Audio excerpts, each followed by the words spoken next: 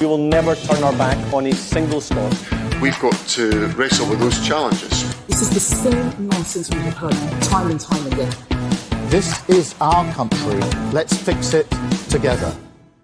Hello and welcome to the latest Planet Holyrood. I'm Paul Hutcheon, political editor of the Daily Record, joined this week by the Scottish Daily Express editor Ben Borland and the Sunday Mail editor John Ferguson. So Murrell Gate rumbles on. Nicola Sturgeon's estranged husband last week pled guilty to over 400k of embezzlement of SNP funds when he was chief executive. This week we learned how he did it. Bogus invoices, fraudulent use of SNP charge cards and direct transfers from the SNP bank account. So we know what he did, we know how he did it. John, you've been on top of the story for years. What is your theory on the great unanswered question, which is, why did he do it? So it's a great question. I think anyone looking at the list of purchases that he made, there is something almost quite sad about it. You've got to wonder about the guy's state of mind. He doesn't really talk of someone with a full and happy life when you look at all these bizarre purchases of, ever more luxurious salt and pepper shakers and things like that. I think there does seem to be a facet of this which has to do with his state of mind, and he doesn't strike you as the actions of a particularly happy man. But I think if you're really looking for a hard reason that he might have had, a key to that might lie in looking back at SNP accounts and the fact that Peter Murrell's salary was noted around over £100,000 before Nicola Sturgeon became First Minister. It then sort of disappears out of the accounts for a few years and pops back up at a far lower amount, around 70,000. I think it is, or 79, 78,000. So one theory is that Peter and Nicola sort of looked at this and thought, it doesn't look good for the cause. If you're earning £140,000 as First Minister and I'm earning another six-figure salary as Chief Executive of the SNP, it just looks bad. So I'm going to need to take a pay cut. Now, one of the biggest reasons that you'll fit for frauds around the world are that someone feels they were entitled to more than they were getting, that they had an entitlement to money of a company or whatever. And I wouldn't, this is a theory, but it's not one that I would discount, that Peter Murrell feels he's entitled to more, that in some way he's responsible for building this colossal, not just election winning, but money making machine, and that he was somehow entitled to fund his life and to make up what he believes he was entitled to by effectively defrauding the SNP. I mean, if that's true, John, then he has a real sense of entitlement, doesn't he? Yeah, that's kind of what it looks like, doesn't it? He's this guy who didn't really get to be in the limelight much, but he sort of feels like the success of the SNP was all down to him. He had been the chief executive from 2001. Over this period, they've gone from being a tiny organisation with very little money to this behemoth, filling the hydro. They've got millions of pounds rolling in donations. They've got money coming in from the business community, and he probably feels like this is in large part down to him. Now, I think others would argue that it was down to Alex Salmond and his wife Nicola Sturgeon as very capable politicians that had made the SNP electable, but I'm sure he kind of felt like it was his genius behind the scenes that was responsible for that, and that he deserved more than he was getting. Ben, do you buy into this Superman theory that Murrell probably thought that he was largely responsible? Superman. Well, he's Superman in his own mind. That never seen anyone less like Superman. Well, maybe he just felt like he was largely responsible for the SNP's election wins. Yeah, I mean, took a pay cut and then made it up in other ways, criminally. I think John is onto something there. I mean, had he had a similar career in the private sector, he would have earned vast sums. I mean, if he'd taken an underperforming private company and transformed it in the way that he appears to have transformed the SNP, he would have been a millionaire. He would have been a very, very wealthy man. But because he's performed these sort of corporate growth on a political party, he ends up with, I mean, by most standards, a pretty good salary. It's between 70 and 100k a year, but that's a very good salary. But it's not in the upper echelons of if he's comparing him to other chief executives in the private sector, it's very small potatoes indeed. Or even if he's comparing himself to his wife. Even if he's comparing himself to his wife, yeah, absolutely. I mean, the other factor in all this, if you're looking at salaries, obviously the SNP ministers chose to freeze their own pay, and maybe that didn't go down too well in Peter Murrell's mind, given that is there an element as well of trying to more than she actually received? Is there an element of him maybe trying to impress his wife? Buying a Jaguar, all these swanky items for the house. Well, if there is, then it didn't work because she appears not to have noticed for 12 years. She clearly had no idea that an electric I-Pace Jag is actually a very, very expensive executive car. And she appears not to have noticed any of it. So, I mean, if he's trying to impress her, it's really not worked. That brings us to Nicola Sturgeon's BBC interview with Laura Kuenssberg at the weekend. It was quite the thing. Just to sum up what she was saying, she basically said, I did not know anything, and you can't blame me for what happened. And you can't have any of it back. Yeah, well, we're not going to, in this podcast, we're not going to be saying that she did know because we've no evidence of that. But Ben, I think it'd be fair to say that Nicola Sturgeon's reputation has taken a big hit over the last 10 days or so. I think that would be fair to say. Yes, I think she's had, her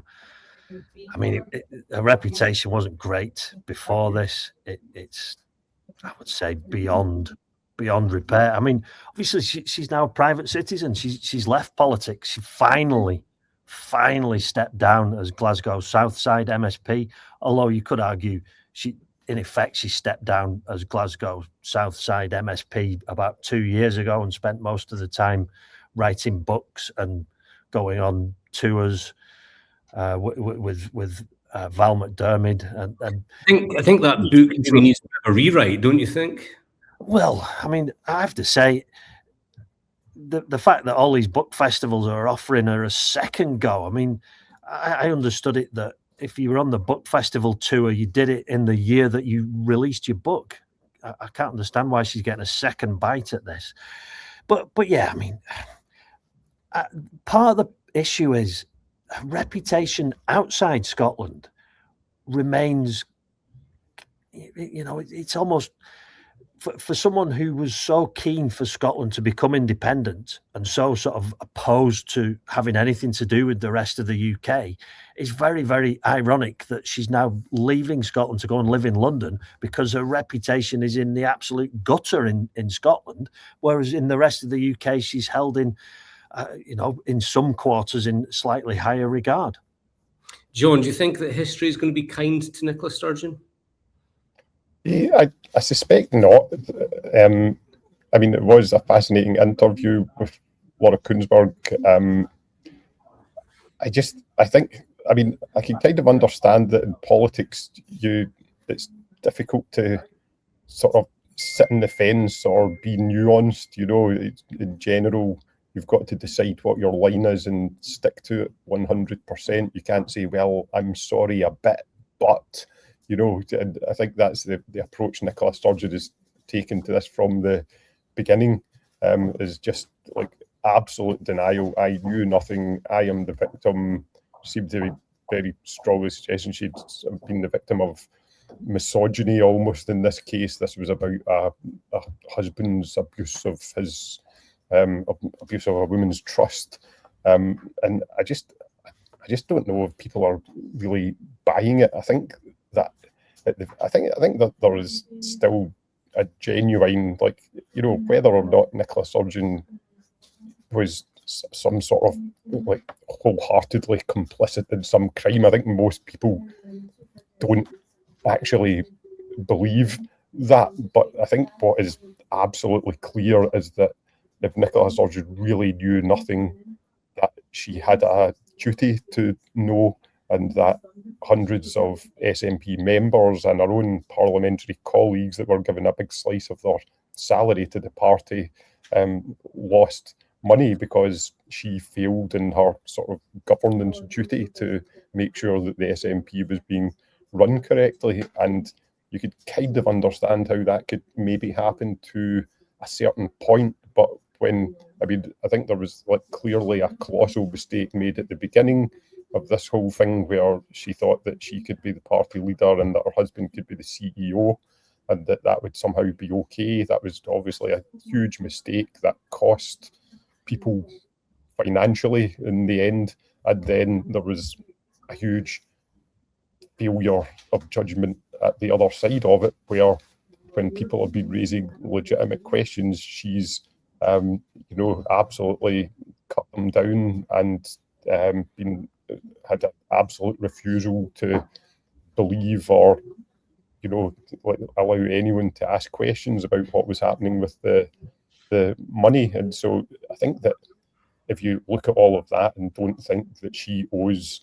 the SNP an apology, then I don't know what that says about our character. I think it's worth mentioning, John Swinney, though he's been getting criticised, he's apologised as the current party leader for what's happened, effectively the failures in governance, or the fact that someone, the chief executive, was able to do this. So it seems crazy that Nicola Sturgeon, who was the leader of the party at the time that it was happening, feels like she's actually the victim and she's got absolutely nothing to apologise for, and that the very suggestion she should apologise for anything is clearly like something that angers her. Because I make no criticism of her as a wife. That's their marriage. But you're right. Yeah. It's her capacity as SNP leader. And as you said, this all goes back to the crazy decision to have a husband and wife team leading a political party. I mean, I don't think Cuba in the 1970s would have had that. And this is Scotland in the 21st century.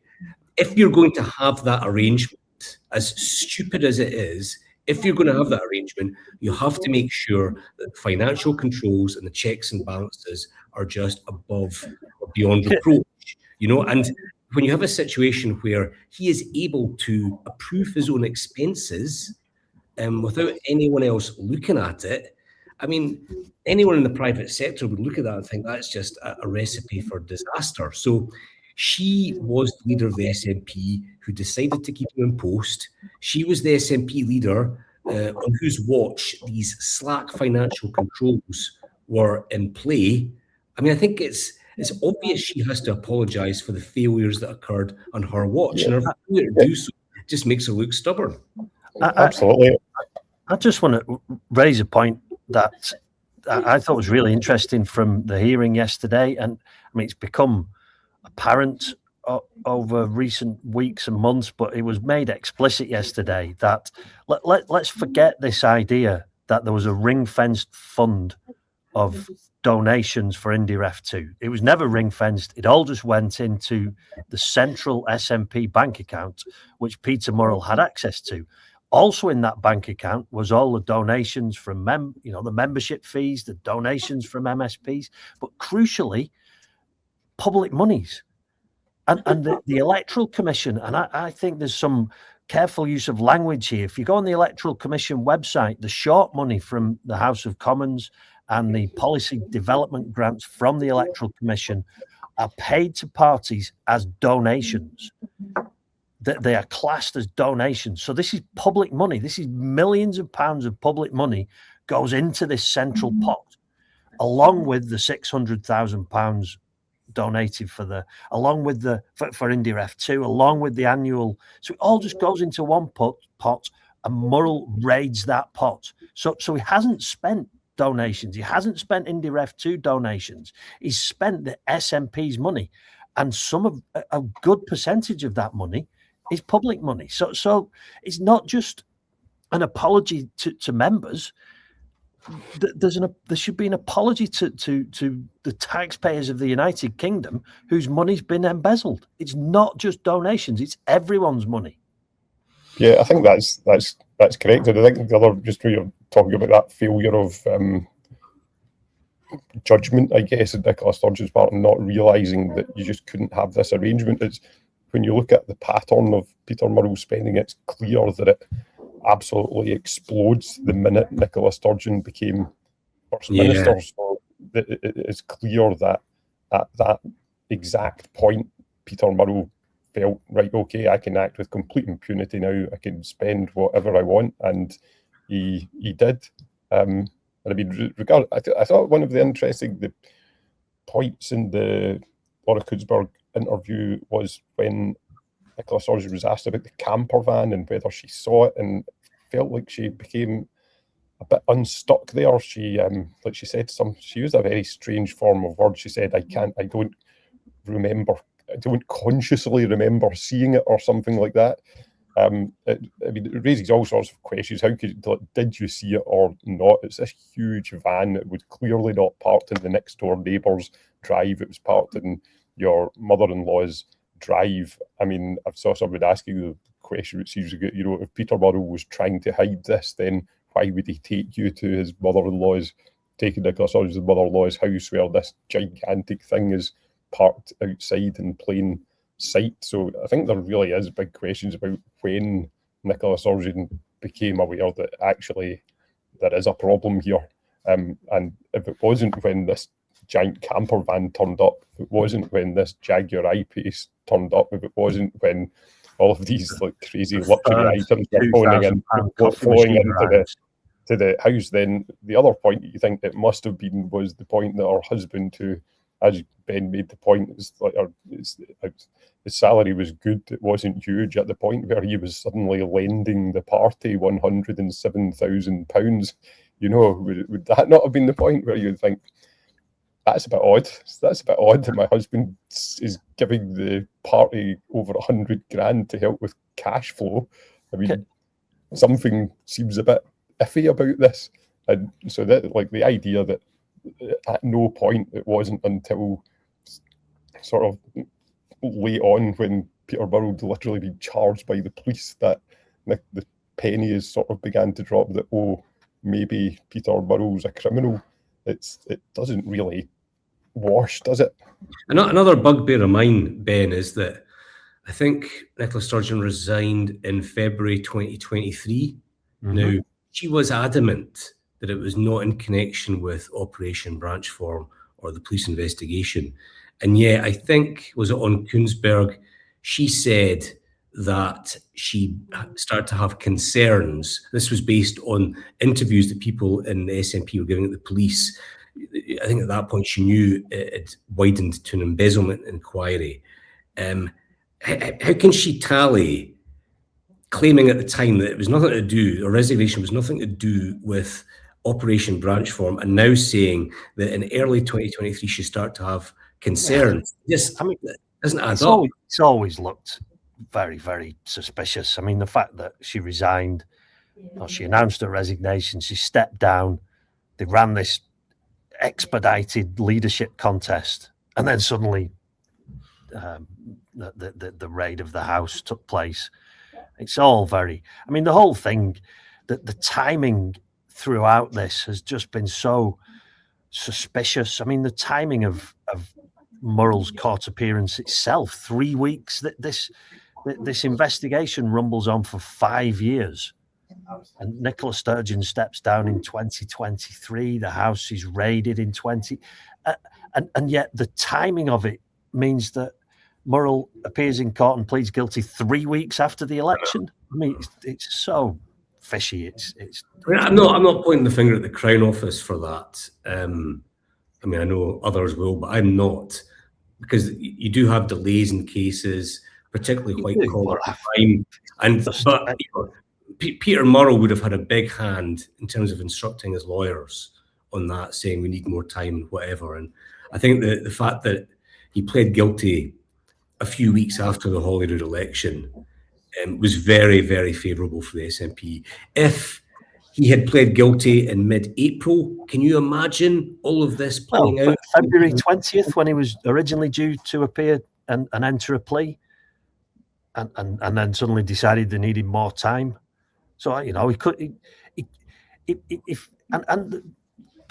commentators were saying this week, he should get credit for his early guilty plea. He could have pled guilty on February 20th. I mean, he could have pled guilty. He could have expedited this, said to his lawyers, look, I want to hold my hands up. I want to plead guilty. This could have been dealt with much, much sooner. So to give him credit for an early guilty plea, I think would be completely wrong, because it's not been early. It's been while it's the first opportunity to enter a plea in court, that date could have come about much sooner, in my opinion.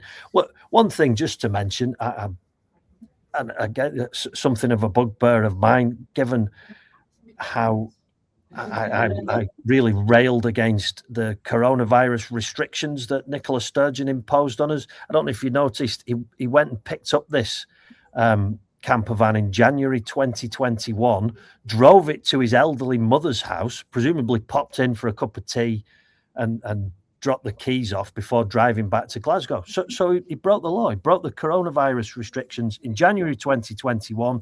By law, we were not allowed not only to not leave our council areas, we weren't allowed to leave our houses by law because of Nicola Sturgeon.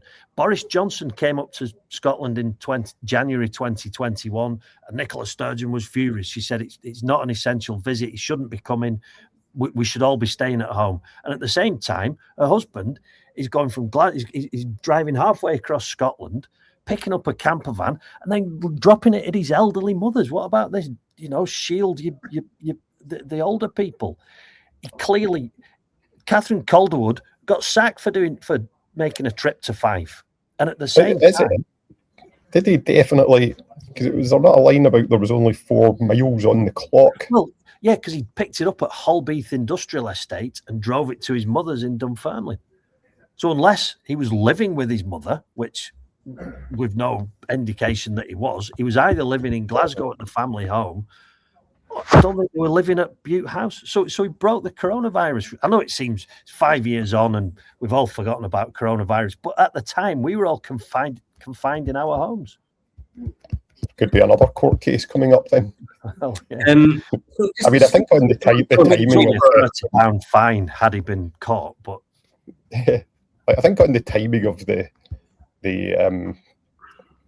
disposal of the case, it was, they would be kind of damned if they did and damned if they didn't. After 5 years, I think if they decided if the case had ended up concluding in court the week before the Holyrood election, that would have looked like, you know, a grossly political. And equally, if they waited until afterwards, it also looked political. I suspect that there might have been on both Murrell's side and the Crown's side some political motivation to the thing ultimately happening after the election. But I do have a bit of sympathy for the idea that, well, whenever you did this, it was going to look like it was that you've been playing politics with it. And I mean, can you imagine the outcry from SNP and national supporters if they had, after 5 years, this thing had suddenly ended up in court a couple of weeks before voters went to the polls? Well, it was certainly good for them that it happened 3 weeks after. Yeah. Well, exactly. There's no, you can't win. I mean, one of the other things worth saying, like, yes, if Peter Murrell had decided to plead guilty earlier, then the whole thing could have been wrapped up a lot earlier. And also, it's worth remembering, I mean, this is one of the most expensive inquiries that Police Scotland have ever carried out. I suspect that if Nicola Sturgeon had, you know, if she did know more than she's said, if she hadn't given a no comment interview, that could also have helped wrap the whole thing up a lot earlier and saved the taxpayer an awful lot of money.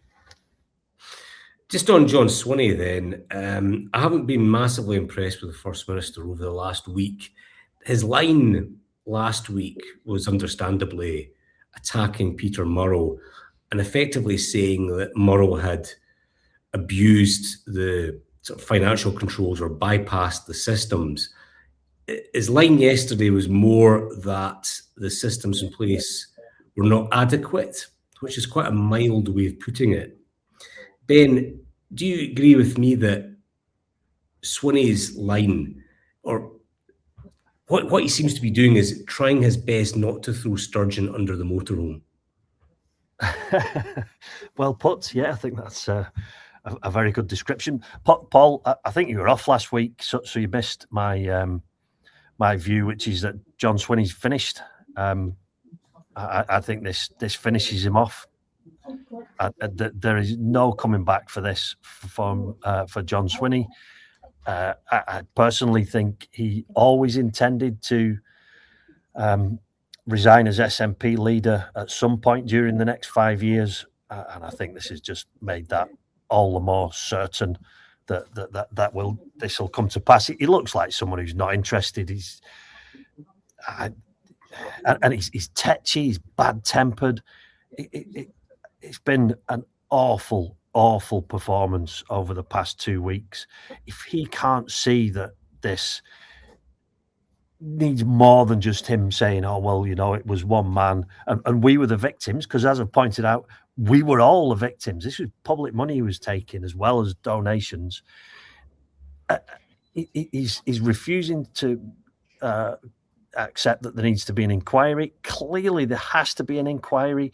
Obviously, there's going to be an inquiry. You'd think it would be smart for John Swinney to ensure that this is a Holyrood inquiry rather than a Westminster inquiry or some sort of external independent. But he's closed that door off. So now it's all going to be opened up by people who don't have a vested interest in making sure that the SNP come out of it looking as good as possible, which he could have done had he kept this at Holyrood.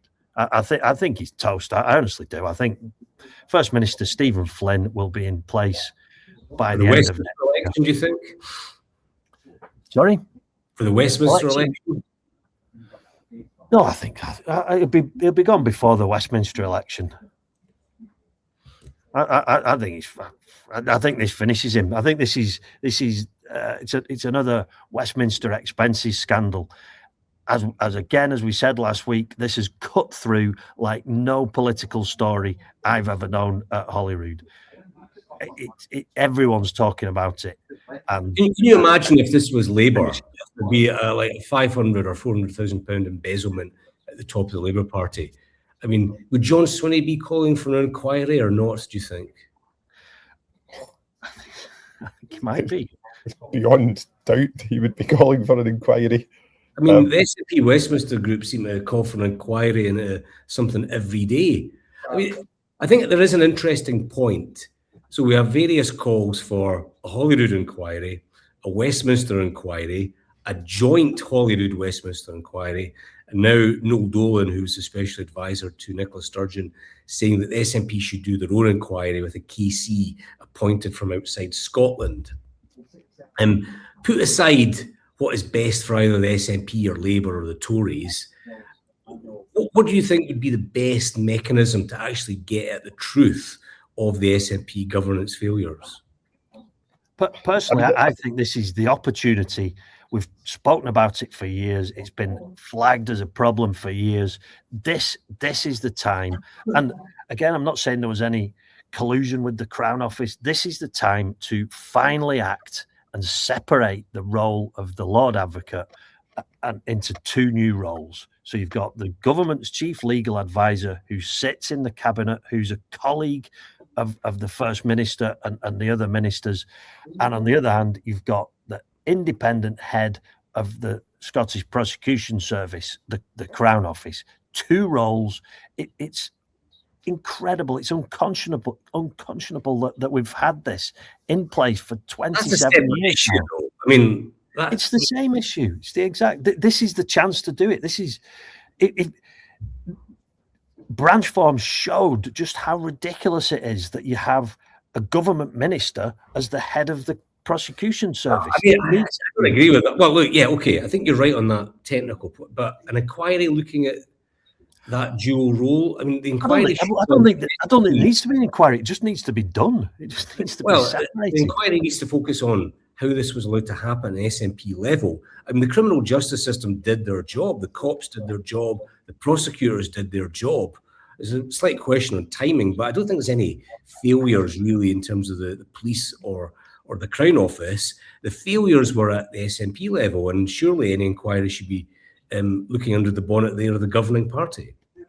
Yeah, I think that's right. I mean, I think that the whole issue of whether the Lord Advocates in the Cabinet or not, I think probably on balance, I don't know if there's any real reason for them to have to be in the Cabinet, but I'm not sure that it really played a great role or had great significance in this case. Like, ultimately, I think we kind of now know like 80% of what went on here. Peter Murrell stole a bunch of money.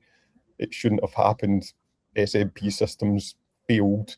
And as Ben points out, there was a bit of public money in there as well. And so there should be some further looking at how was that allowed to happen. And like, I guess people are also very keen to know a bit more of an examination of Nicola Sturgeon's role in the whole thing. So I think obviously the SNP's political opponents want to wring every last bit of political capital out of this. They're going to want as many inquiries as they can get. These things are very expensive. You need to be wary of spending another £50 million on inquiries when really the majority of the truth is now plain to be seen. But I think Ben's right that perhaps a better tack for John Swinney here would be to say, okay, hold my hands up, things went badly wrong, let's have a Holyrood inquiry. We'll interview everybody, and it will all be played out in public, and we could see exactly what happened. I think that outcome is a lot better for Swinney. I think, John, that outcome is a lot better for Swinney than a Westminster inquiry, where there's a massive majority on it. Yeah, exactly. There's that's a really, really bad outcome for them, and at the moment it looks to me like they're burying their head in the sand and hoping that nothing else happens, and that's looking increasingly unlikely, isn't it? Yeah. All right. I think we'll have to wrap it up. Just various things happening today. So thanks very much to Ben and to John for joining me. Thanks also to Paul from the Record video team who produced this episode. You can listen to Planet Holyrood on Spotify or Apple Podcasts, or watch it on the Record's YouTube channel. Don't forget to follow us on Instagram and TikTok for the latest news and the best bits of the podcast. We will never turn our back on a single Scot. We've got to wrestle with those challenges. This is the same nonsense we have heard time and time again. This is our country. Let's fix it together.